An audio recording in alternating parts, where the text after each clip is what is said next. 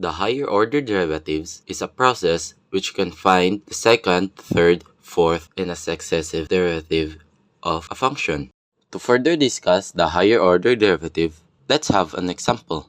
Y equals cosine 2x minus sine 2x. So let's find the third derivative of this function. In this problem, let's apply the chain rule. The chain rule is when you get the derivative of the outside function, copy the inside function, then get the derivative of it, then multiply it. So let's get the first derivative of this function. The derivative of cosine is negative sine.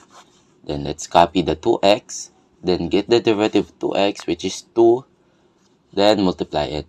Let's proceed to the next term. The negative sine, the derivative of that is cosine.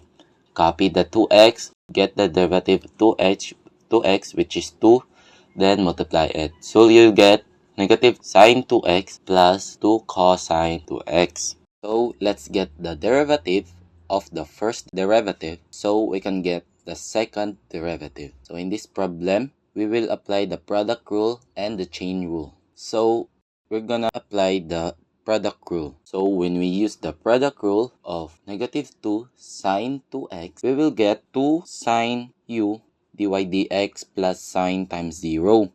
So we all know that we can neglect the second term since it will be 0. So we will only get negative cosine 2x.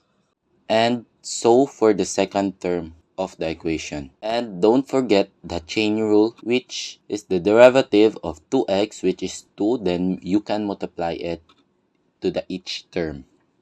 So you will get negative 4 cosine 2x minus 4 sine 2x. Then let's get the derivative of the second derivative so we can get the third derivative. So we will use the same method in this situation, which is applying the product rule and the chain rule. And you can simplify it further so you can get the final answer. So the third derivative is equal to 8 sine 2x minus 8 cosine 2x.